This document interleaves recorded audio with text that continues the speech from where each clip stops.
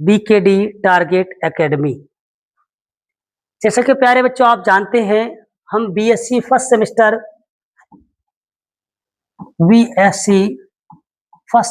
के लिए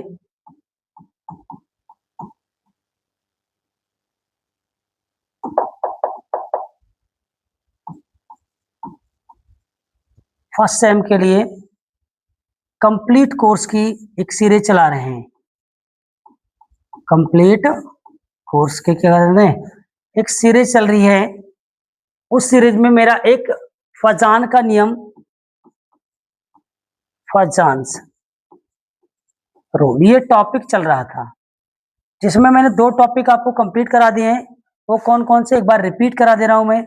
एक तो size of cation, size of cation, इसके बेस पर हम पोलराइजेबिलिटी याद करेंगे। ये हमारा कंप्लीट हो चुका है। दूसरा हमारा क्या है भाई, size of anion, size of anion, इस पर भी हम कल चर्चा कर चुके हैं। ये हमारे कंप्लीट हो चुके हैं, ये भी कंप्लीट हो चुका है। एक लास्ट बचता है हमारे लिए, इसे बोलते हैं इनर्ट गैस इलेक्ट्रॉनिक कॉन्फ़िगरेशन। क्या कहते हैं इसे, इनर्ट गैस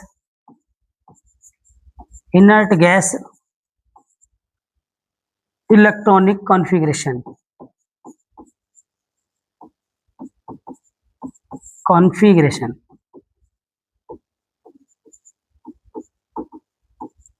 ये हमारा, ये भी क्या करता है, इस पर भी डिपेंड करते हैं कौन, कोवैलेंट और आयोनिक कैरेक्टर। इस पर भी क्या करते हैं, covalent and ionic character, ionic गुण, इस पर भी डिपेंड करते हैं। ये बहुत महत्वपूर्ण है, कई बार क्वेश्चन आया भी है, इसे हम बात करेंगे। मैं समझ रहा हूं कि आपको समझ में आया होगा कि एनाइन के बेस पर क्या होता है, ये मैंने बताया था। साइज ऑफ कैटाइन क्या होगा, इंक्रीज होगा। क्या होगा, इंक्रीज होगा, तो आयोनिक कैरेक्टर भी क्या होंगे, आयोनिक कैरेक्टर भी इंक्रीज हो जाएंगे। और फिर मैंने साइज ऑफ किसकी बात की थी, एनाइन की। साइज ऑफ एनाइन इंक्रीज होगा तो कोवैलेंट कैरेक्टर, कौन से, कोवैलेंट कैरेक्टर भी इंक्रीज होंगे। और आयोनिक क्या हो जाएंगे बेटा जी, डिक्रीज हो जाएंगे। एक बार रिकैप कर देता हूं मैं, क्या हो जाएंगे, डिक्रीज। और यहाँ कोवैलेंट क्या हो जाएंगे, कोवैलेंट कैरेक्टर हमारे क्या हो जाएंगे, डिक्रीज होंगे। ये हमारी चर्चाएं चल रही थी। अब हम बात किस पे करेंगे, आज चर्चा करेंगे हम लोग इनर्ट गैस इलेक्ट्रॉनिक कॉन्फ़िगरेशन की बात करते हैं। ठीक है भाई, देखते हैं। आप चाहें तो स्क्रीनशॉट लेना चाहें तो ले सकते हैं। अब हम बात कर रहे हैं बेटा जी, किस पर बात करेंगे भाई, हम फजान का थर्ड लॉ की बात करेंगे। थर्ड लॉ है क्या इसका, फजान का, इस पर बात करते हैं। हमने कहा था कौन सा है, अक्रिय गैस विन्यास। हिंदी में बोलूं तो मैं अक्रिय गैस विन्यास, गैस इलेक्ट्रॉनिक विन्यास।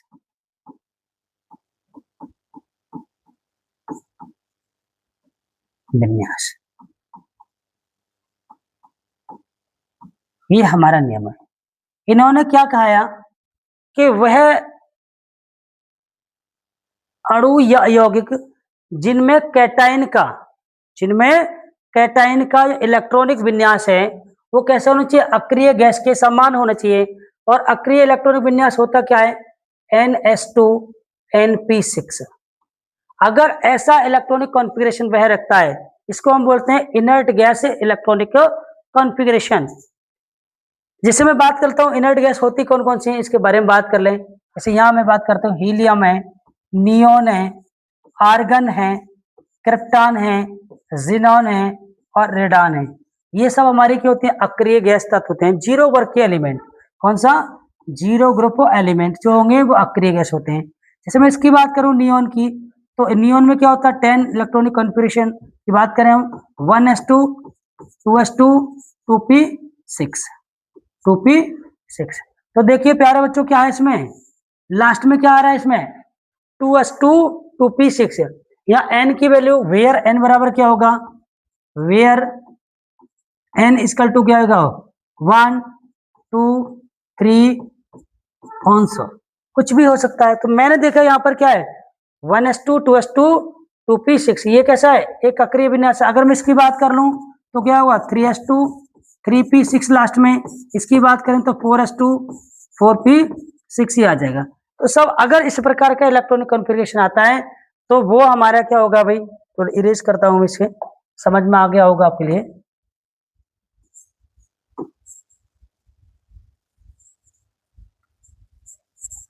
अगर किसी भी कैटायन का इलेक्ट्रॉनिक कॉन्फ़िगरेशन क्या है NS2NP6 है, यानी अक्रिय गैस विन्यास है, तो क्या करेगा वो सबसे ज्यादा आयोनिक होगा।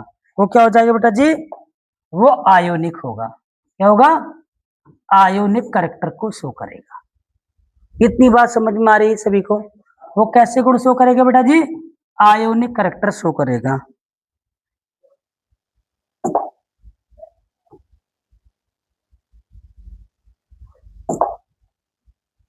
क्या क्या करेगा बेटा, ये आयनिक गुण को शो करता है। कैसे करेगा, वो आयनिक होगा। और अगर मेरा इलेक्ट्रॉनिक कॉन्फ़िगरेशन कैसा है, सीडो इलेक्ट्रॉनिक, जैसे मैं बात कर लेता हूं, अगर इलेक्ट्रॉनिक कॉन्फ़िगरेशन नॉन नोबेल हो, non noble gas electronic configuration है, इलेक्ट्रॉनिक कॉन्फ़िगरेशन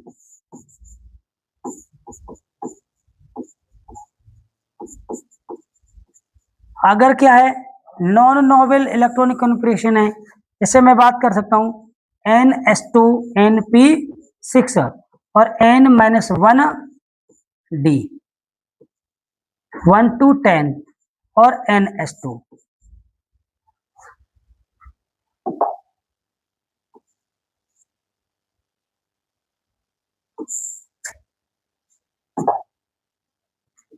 एक से लेकर 10 और यहां पर क्या होगा NS2। अगर ये इलेक्ट्रॉनिक कॉन्फ़िगरेशन है कैटायन का, तो ये सारे के सारे मॉलिक्यूल ऐसे वाले इलेक्ट्रॉनिक कॉन्फ़िगरेशन रखने वाले सब कैसे हो जाएंगे, कोवैलेंट होंगे। कैसे होंगे, कोवैलेंट गुण को शो करेंगे। इतनी बात समझ में आई। जैसे एग्जाम्पल की मैं बात करता हूं, एग्जाम्पल की हम बात कर लेते हैं। मैंने एग्जाम्पल लिया NaCl। NaCl अगर प्यारे बच्चों मुझे कैटायन का फाइंड आउट करना है, तो कैटायन फाइंड आउट होगा तो Na पॉजिटिव रहेगा और Cl नेगेटिव रहेगा। अगर इसमें देखा जाए तो इसका इलेक्ट्रॉनिक कॉन्फ़िगरेशन, इसका तो एटॉमिक नंबर होता है 11 होता है। अगर Na पॉजिटिव की मैं बात कर लेता हूं तो Na पॉजिटिव में एक इलेक्ट्रॉन रिमूव हो जाएगा, तो Na की वैल्यू कितनी बचेगी, 10 एटॉमिक नंबर हो जाएगा। जब 10 एटॉमिक नंबर होगा तो Na पॉजिटिव आयन यानी सोडियम आयन के इसका इलेक्ट्रॉन कॉन्फ़िगरेशन निकालें हम लोग, तो क्या होगा 1s2 2s2 2s2 2p6। तो देखो प्यारे बच्चों ये लास्ट में क्या आ रहा है NS2NP6 आ रहा है, जो इसको मैच कर रहा है, इसे मैच कर रहा है, इसे मैच कर रहा है। तो ये कैसा हो जाएगा हमारा, बोलिए, ये आयोनिक होगा। कैसा होगा, आयोनिक हो जाएगा। इट इज क्लियर है, नो, समझ में आ रहा होगा। कैसा हो जाएगा, NaCl हमारा आयनिक हो जाएगा। अब मैं सेकंड एग्जांपल की बात कर लेता हूं। जैसे मैंने ले लिया CuCl, किसकी बात कर रहे थे, CuCl की बात करते हैं।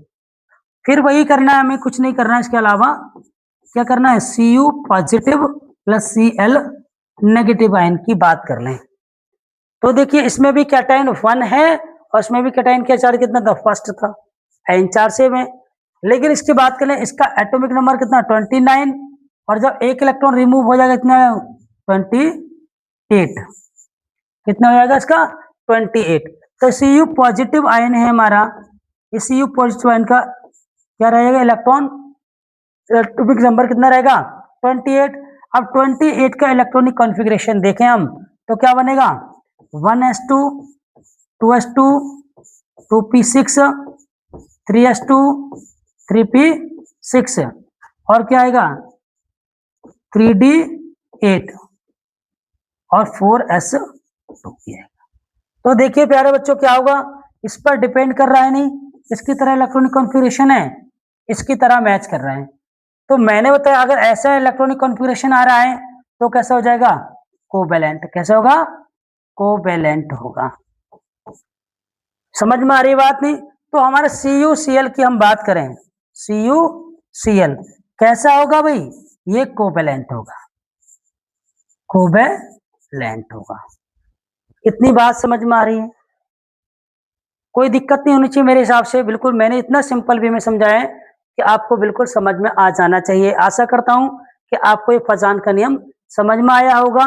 इसके बेस पर आप बहुत सारे क्वेश्चन कर सकते हैं।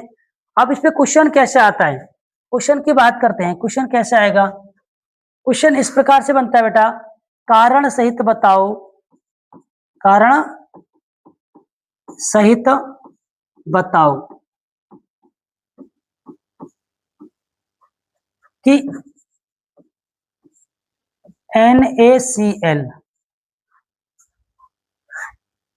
NaCl तथा AgCl में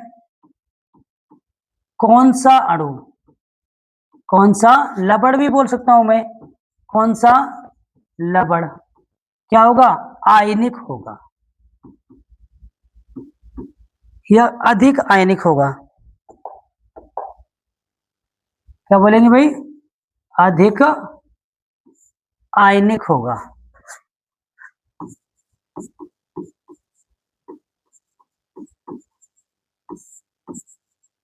होगा और क्यों,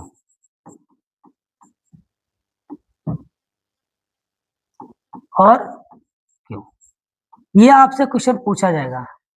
मैं मानता हूं ये क्वेश्चन पूछा जाएगा इस बार 100% आपको एग्जाम में इस प्रकार के क्वेश्चन बनेंगे। ये बीएससी फर्स्ट सेमेस्टर में पूछा जा सकता है आपको, और नीट वीट के एग्जाम में कभी कभी पूछ लिया जाता है, लेकिन देख सकते हैं आप वहां भी पूछ सकते हैं आपसे। क्या होगा, कारण सहित बताओ कि NaCl AgCl की AgCl में से कौन सा अधिक आयनिक होगा। कुछ नहीं करना है आपको, क्या करना है, फजांस के रूल को अप्लाई करना है। क्या करना है, फजांस रूल। फजांस रूल कौन सा करेंगे हम लोग, inert gas electronic configuration, inert gas electronic configuration, configuration इस पर ये डिपेंड करता है। वही कुछ नहीं करना है, हम जानते हैं लिखना कैसे होगा कि NaCl के Na आयन, किसके भाई, सोडियम आयन का इलेक्ट्रॉनिक कॉन्फ़िगरेशन कैसे होता है, इनर्ट गैस, इनर्ट गैस के समान होता है, के समान होता है। ठीक है, इसलिए यह आयनिक होगा। जबकि जबकि AgCl में Ag पॉजिटिव आयन का इलेक्ट्रॉनिक कॉन्फ़िगरेशन किसके बराबर होता है, सीडो इलेक्ट्रॉनिक कॉन्फ़िगरेशन होता है। सीडो, इस शब्द भी आया था, सीडो, एक मिनट रुकिए,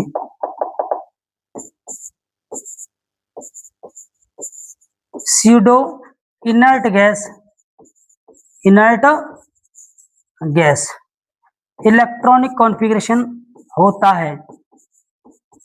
इसलिए यह क्या होगा, कोवैलेंट होगा या कम आयनिक होगा। क्या बोल सकते हैं हम लोग, कम आयनिक होगा। Thank you so much. अगर वीडियो आपको अच्छी लगी है, हमारी सीरीज अच्छी लग रही है और आपके लिए फायदेमंद, तो अपने दोस्तों को शेयर करें, लाइक शेयर और सब्सक्राइब जरूर करें। Thank you so much.